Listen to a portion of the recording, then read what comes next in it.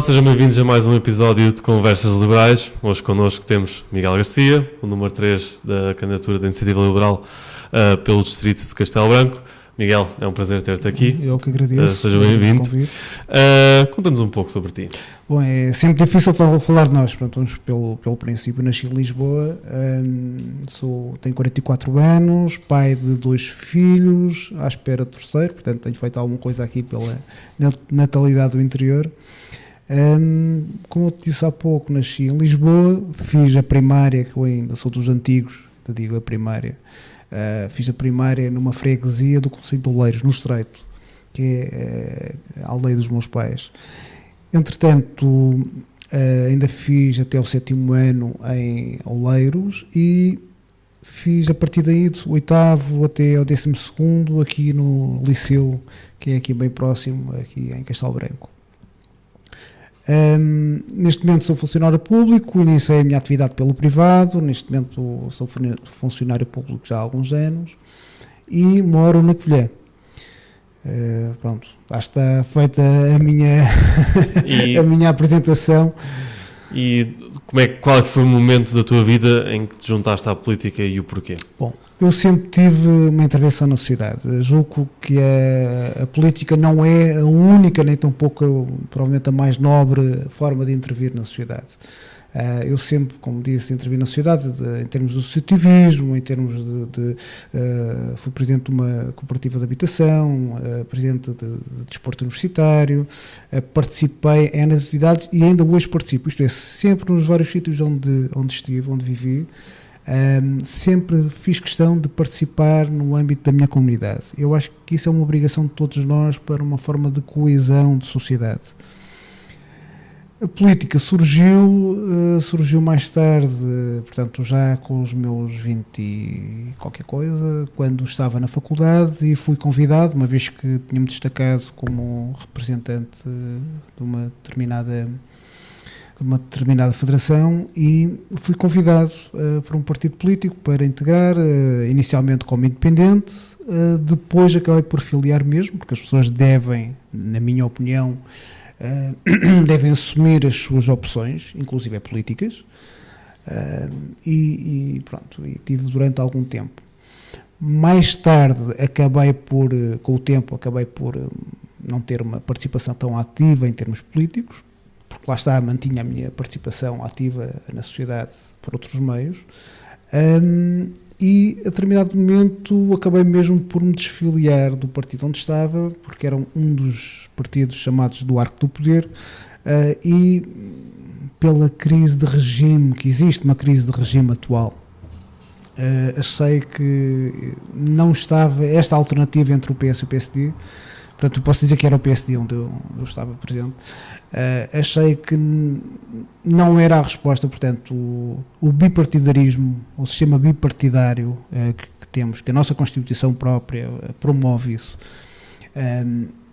não está a dar resposta atualmente à crise de regime que atravessamos.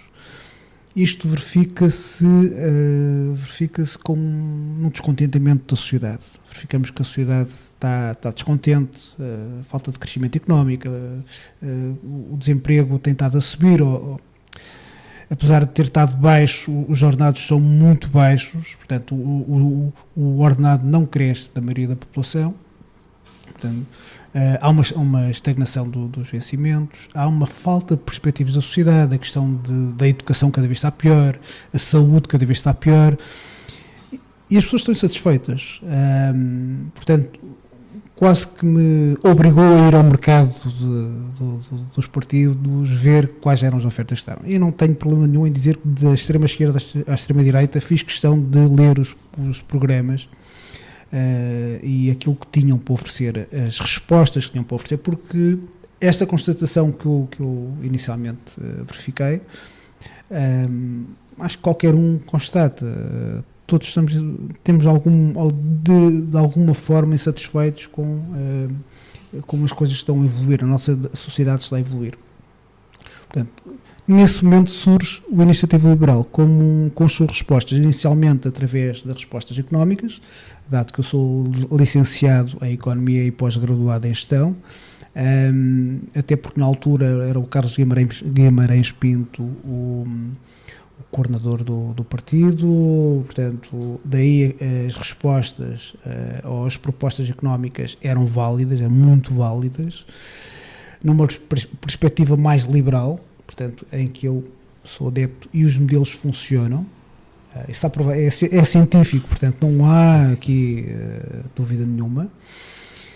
E depois a questão da liberdade individual, aquela ideia que tem por base no iluminismo, até porque o liberalismo, verifiquei que fui ler e vai beber a sua fonte principal é o iluminismo, a razão, portanto a parte científica está sempre presente e conjuga-se com a questão da liberdade individual, onde cada um, naquela perspectiva, cada um pode lutar pelos seus objetivos pessoais, desde não prejudicar o outro.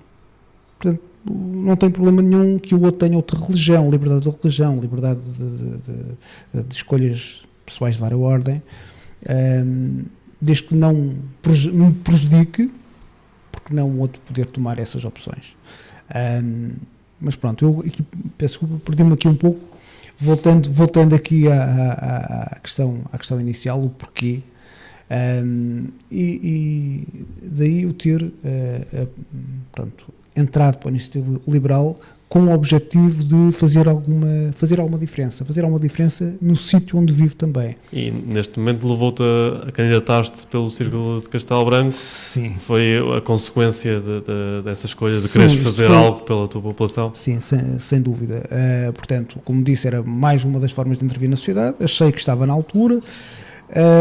De uma forma desinteressada, porque o Iniciativa Liberal aqui na região ainda é um partido com pouca expressão, portanto, de uma forma perfeitamente desinteressada, mas sem dúvida que há um aspecto do Iniciativa Liberal que me comove muito, que é a questão da matriz ideológica. Portanto, para a Iniciativa Liberal, a questão, em termos de regime, é sempre um regime democrático. Portanto, a importância da participação democrática, a importância e o respeito pelos órgãos democráticos é importante. A questão da liberdade individual, o Júlio já tinha dito também, e a questão da propriedade privada. Portanto, são três questões que são fundamentais para o Iniciativa Liberal. E esse aspecto, mas isso todos defendem, não é bem assim. Para alguém do Iniciativa Liberal, ou as medidas, se forem ler o programa, em nenhum aspecto fere estes três princípios, coisa que já não acontece com outros partidos. Onde é que achas que neste momento o liberalismo não é aplicado na sociedade portuguesa? O que eu vejo na sociedade portuguesa, em que os dois principais partidos nos veem como, em termos de segmento de mercado, e têm muito o hábito de colocar um setor da sociedade contra outro setor da sociedade. Isto vem muito, também era utilizado muito pela esquerda, na perspectiva de luta de classes. Neste caso não é luta de classes, mas é luta de setores, isto é, dão umas migalhas a um setor em detrimento dos outros. E assim vai, ou prometem a um setor que lhes vão dar mais alguns benefícios para poder captar os votos. E eu acho que a sociedade não deve ser vista dessa maneira. Deve ser uma sociedade mais igualitária. O liberalismo funciona dessa forma, promove a igualdade. Isto é, se as regras forem iguais para todos, todos têm a possibilidade de lutar pelos seus objetivos. Portanto, não deve colocar aqui barreiras a este setor ou outro setor, ou beneficiar mais este setor em detrimento do outro. Isso depois na prática tem implicação como? Vamos ver, por exemplo, a questão que nós estamos a observar da TAP. A TAP, desde o início, com a Iniciativa Liberal, se opôs à privatização da TAP. Uma questão muito simples. Nacionalização. Peço desculpa, à nacionalização da TAP, que foi o que ocorreu, por uma questão muito simples. O valor que se utilizou para a TAP, julgo que agora anda na ordem dos 3 mil milhões, podia ser utilizado para compensar, por exemplo, as populações do interior, ou compensar na medida de criar mais condições para as pessoas terem uma vida melhor no interior, ou as empresas poderem se fixar no interior, por exemplo.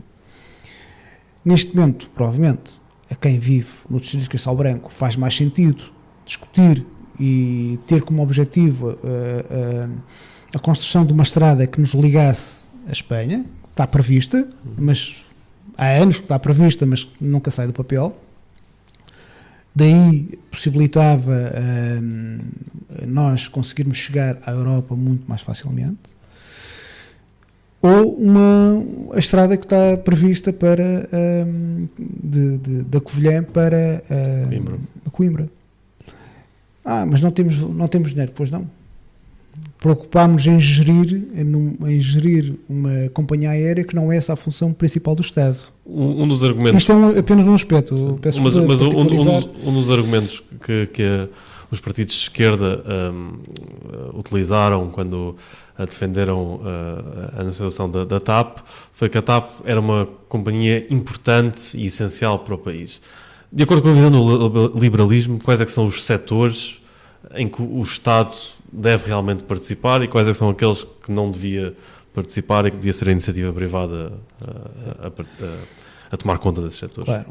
Há setores que são nucleares em qualquer sociedade. A questão da educação, a questão da saúde, a questão da justiça, a questão da defesa nacional. São setores que são fundamentais. Na questão da saúde, neste momento o que nós observamos é que o Estado não consegue proporcionar o básico da saúde para todos os seus cidadãos. Então, por que não, já que não consegue criar infraestruturas para dar as condições básicas a todos os cidadãos, por que não, através do cheque, é uma das medidas que a Iniciativa Liberal tem, através de um cheque de saúde, a pessoa possa procurar outro meio para conseguir ter acesso à saúde. Portanto, isso não está a ser feito por uma questão muito simples, uma questão ideológica. Isto é, estamos aqui a não proporcionar um benefício ao cidadão por uma questão meramente ideológica, que não faz sentido nenhum. Isso é um aspecto. Mas voltando à questão, onde é que o Estado deve estar e não está? O Estado não deve estar a gerir companhias aéreas, por exemplo. Não deve entrar no mercado, porque não é essa a função dele. Deve servir como regulador. É claro que há mercados que têm falhas e aí sim o Estado deve intervir, mas não me parece que o mercado das companhias aéreas seja um mercado com falhas. É um mercado bastante competitivo, é um mercado bastante evoluído. E a razão, portanto, está aí. Os escândalos que nós vimos, se nós não tivéssemos aquela companhia aérea, aqueles escândalos não existiam. Não é? Portanto, logo aí tínhamos um assunto ou tínhamos um problema que não existia porque a companhia não era nossa. E quais são os benefícios que vamos ter? Não, nós agora vamos vender aquilo, entenda-se a TAP, por um valor muito inferior ao valor que já colocámos lá. Portanto, acaba por ser um mau negócio. Neste momento em Portugal, um dos problemas que existe na sociedade portuguesa é que 1 em cada 3 pessoas da população ativa ganha o salário mínimo. Achas que o elevador social está estragado?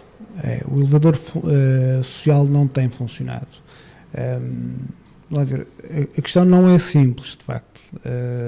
Houve uma desindustrialização na Europa que não foi acompanhada. Portugal não acompanhou a última revolução tecnológica. Investimos muito valor na educação, de facto, e temos alguns frutos. No entanto, o que acontece? As empresas que pagam bons vencimentos estão lá fora. Então, aqueles cidadãos, aqueles jovens, neste momento nós preparamos e bem, proporcionamos uma boa educação, estão a emigrar. Porquê? Porque as empresas têm mais vantagens em estar lá fora. Não vamos conseguir competir em termos de benefícios fiscais, em termos de impostos, com uma grande empresa. Não vamos conseguir competir que essa grande empresa opte por vir para Portugal em vez de ir para a Irlanda, porque a Irlanda é um país, tanto em termos de IRC, ou equiparado, ou em termos de IRS, tem muito mais vantagens que aqui uma empresa se fixe na Irlanda do que em Portugal. E nós não temos essas vantagens fiscais. Porquê? Porque continuamos a ter muitos impostos. O Estado chama a si uma grande receita para redistribuir. E não tem sido eficiente nessa redistribuição. Julgo que o mercado funciona melhor, funciona melhor nessa redistribuição. Devemos proporcionar uma boa educação para poder haver aqui um elevador social por parte dos jovens. Mas na parte da redistribuição o Estado não está a fazer um bom papel, porque não é eficiente. Então devíamos deixar que as pessoas e as empresas tivessem um maior rendimento disponível e dessa forma pudessem utilizar esse valor como bem entendessem. E íamos colher frutos por isso. E agora mais focado aqui na região, quais é que achas que são os principais problemas atuais aqui da região de Castelo Branco? Sim, eu tenho falado, aqui no distrito, praticamente todos os dias com empresas e para mim foi uma surpresa, de facto, inicialmente, neste momento não é, porque isso tem sido constante. Quando eu pergunto às empresas qual é o seu principal problema, eles imediatamente dizem mão de obra. É transversal. Estamos a falar tanto na hotelaria, que é o setor mais óbvio, onde há falta de mão de obra, mas também em fábricas de têxtil, fábricas de outros setores, serviços, na extração florestal, tem sido um problema transversal. E, neste caso, os imigrantes têm sido uma resposta. Agora, como é que estamos a receber os imigrantes? Nós estamos a receber, no interior, eu julgo que estamos a receber bem. Somos, até pelo nosso histórico, não é? Nós, aqui no interior, no distrito de Castelo Branco em particular, se calhar, qual é a casa ou qual é a família que não teve alguém imigrado? Ou um pai, ou um filho, ou um avô, ou um tio, alguém mais afastado, mas toda a gente, praticamente toda a gente, tem um familiar que imigrou a determinada altura. Talvez por isso nós tenhamos estado a receber bem os imigrantes que vêm, independentemente da sua religião, dos seus credos, dos seus costumes. Perfeitamente natural terem costumes diferentes, porque isto é um mundo grande, não é? E eles têm sido resposta a esse nível, têm sido resposta também, em particular, a comunidade da CPLP, que costumam vir mais famílias, vêm, portanto, dos países da CPLP, e têm tido, os seus filhos já estão cá a nascer, portanto, eu tenho conhecimento de escolas aqui de aldeias que não fecharam graças aos filhos dos imigrantes. Portanto, não só a questão da mão de obra, mas a questão da sustentabilidade até de algumas aldeias, eles têm sido importantes. Isto em comparação com outros partidos, até é um dos motivos que eu escolhi o Iniciativa Liberal e não outros partidos que estão a surgir, que para a Iniciativa Liberal isso é perfeitamente natural aceitar essa diferença. Apesar de não terem a mesma cultura, a mesma religião, isso não é importante. Diz que cumpram a moldura legal, não é? Que se enquadrem na moldura legal que existe no meu país. Eu não tenho problema nenhum a aceitar imigrantes aqui. E por falar na Iniciativa Liberal, quais são as medidas que a Iniciativa Liberal tem em específico para a nossa região? Bom, tem várias. Uma que eu acho que é bastante importante e vai ter um efeito imediato na criação de emprego. Porquê? Porque é na captação de empresas, é a criação de uma zona económica exclusiva. Ou zona económica especial. Penso que esse é o termo. A ver, à imagem do que acontece com os Açores e a Madeira para fazer face à insularidade, onde foram criadas aqui há algumas décadas as zonas francas, que eram zonas onde as empresas se fixassem lá e tivessem benefícios fiscais, tivessem custos fiscais mais reduzidos. Dessa forma estamos aqui a baixar o custo de contexto. Faz todo o sentido, pela interioridade, em comparação à insularidade, criar também zonas económicas especiais no interior. Isso é uma medida, uma ferramenta, mas quem é que pode utilizar essa ferramenta? Eu acho que devíamos dar a possibilidade dos municípios poderem utilizar essa ferramenta. Eles já têm outras ferramentas, que é a redução da retenção do IRS e o derrama. É muito pequena. Mas é ínfima, é pífia. Isso não se reflete a quem ganha pouco. Quem ganha bastante reflete-se muito. Portanto, é um fator, mesmo quando falamos na possibilidade de virem mais médicos, engenheiros de TI que possam vir para o interior, etc. Portanto, não é só a empresa, é também tudo o que acompanha, porque vir para o interior deve ser visto como um plano de vida. Alguém que vem para o interior deve ter em conta a perspectiva de saúde, não é? Se vai ter bons hospitais para poder ser atendido, a perspectiva de educação, se os seus filhos podem ter um bom acesso à educação e não serem prejudicados pelo facto de estarem no interior, é um plano, e terem melhores rendimentos. Melhores rendimentos passa também pelo rendimento disponível. O rendimento disponível consegue aumentar com uma redução de impostos. Isto do ponto de vista pessoal, digamos assim. Do ponto de vista empresarial, conseguimos, através desses benefícios fiscais, e dar a cada município. Não faz sentido ser o Estado a decidir que é o município A ou B que vai poder utilizar esses benefícios fiscais. Não. Cada município deve entender, porque há municípios que podem prescindir disso. Não é? Nós temos aqui realidades diferentes. Uma cidade como a Covilhã, por exemplo, onde tem universidade, consegue captar com muito mais facilidade empresas do que, por exemplo, o concelho de Oleiros. Que mesmo com estas ferramentas é difícil captar empresas numa zona onde não passa a 23. Onde não se importaria que passasse a 23, isto vem também talho de foice, nem que pagassem o valor. Portanto, é essa questão das portagens.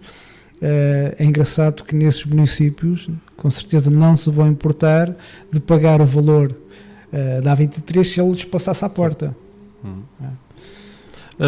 Para concluir, alguma mensagem que queiras deixar aos nossos ouvintes? Eu acho que é importante, principalmente para os jovens, e não só para os jovens, porque nós temos cerca de 50% de pessoas que não votaram nas últimas eleições aqui no distrito. Eu acho que é importante que participem na democracia, porque, como dizia Churchill, pode ser o pior dos sistemas, mas acaba por ser melhor que os outros todos. Portanto, participem na democracia, cuidem da democracia com o seu voto, independentemente da vossa escolha política. Miguel, obrigado por teres estado cá e boa sorte para a campanha. Muito obrigado.